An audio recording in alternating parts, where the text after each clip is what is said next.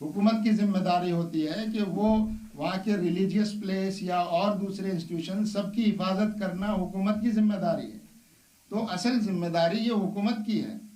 तो हम सब, इसमें सिर्फ मुसलमान नहीं है बल्कि सब ये तवज्जो दिलाएंगे हुकूमत को कि मंदिरों, मस्जिदों, गिरजाओं, दूसरे इबादत गाहों, उन सब की हिफाजत करना, कानून के मुताबिक काम करना, ये हुकूमत की जिम्मेदारी है। तो जो हो रहा है उस पर भरोसा कैसे करेंगे?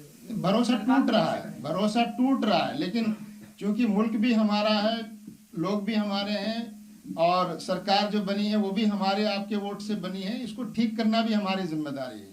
तो इसको ठीक करने की कोशिश आप हम सब मिलकर करेंगे। जहाँ गलत हो रहा है, हुकूमत अपना अगर राज धर्म नहीं निभा रही है तो उसको राज धर्म निभाने के लिए मजबूर किया जाना चाहिए आवाम की तरफ से, और वो हमारा कॉन्स्टिट्यूशन है, हमारा संविधान है, उसके तहत हुकूमत जो है जिम्मेदारियों को निभाए।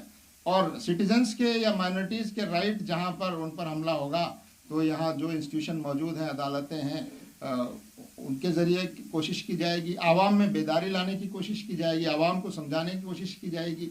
तो आवाम के दबाव से हुकूमतें अपना रवैया बदलती हैं। और अब तो अजीब बात ये हो रही है कि हमारी अदालतें भी ये देख रही है कि भीड़ किस तरफ सोच रही है और भीड़ क्या सोच रही है, हुकूमत क्या सोच रही है, दलील के मुकाबले में अदालतें अब ये सोचने लगी हैं। तो ये हमारी कमज़ोरी है, ये हमारे देश की कमज़ोरी है, हमारी अदलिया कमज़ोर हो रही है, इसका हमारी डेमोक्रेसी कमज़ोर हो रही है। तो इसको ठीक करना भी हमारी सबकी आपकी जिम्मेदारी है। अभी आपने पीछे कहा था कि ऐसे जो जज चेंज हो रहे हैं, मतलब उनका रिटायरमेंट का टाइम होता है और वो ऐसे फैसले दे जाते हैं, तो क्या अक़लियत के हिसाब से देखा जाए, क्या जमीयत उलेमाए हिंद या जमीयत इस्लामी हिंद इस पर कोई ऐसे जजों पर कार्रवाई करने की कोशिश करेगी? जज पे क्या कार्रवाई, हम तो ये कहते हैं कि ऐसा कानून बनना चाहिए कि कम से कम 5 साल तक कोई भी जज रिटायरमेंट के बाद कोई असाइनमेंट उसको नहीं मिलना चाहिए, उसकी पाबंदी होनी चाहिए। तो ये तो हुकूमत चुनते इसलिए हैं हम, आप हुकूमत का काम हमसे क्यों कराएं? हुकूमत इसलिए चुनते हैं कि इस मुल्क को कॉन्स्टिट्यूशन के मुताबिक चलाएं, और नहीं चलाएं तो आप और हम मिलकर हुकूमत को मजबूर करें कि वो उस कानून के मुताबिक काम करें। जी जी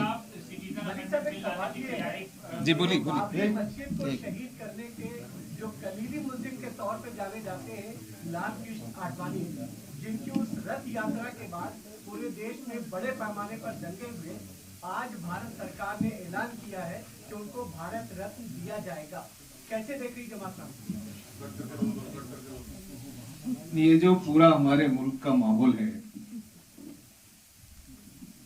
ये अब जो हुक्मरान हैं,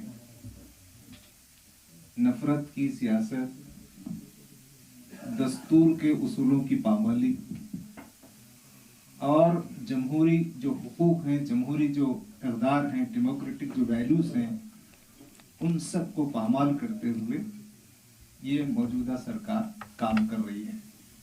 तो मौजूदा सरकार से इस बात की तवक्को रखना कि वो ऐसे लोगों को इनाम देगी जो अमन और इंसाफ का काम कर रहे हैं,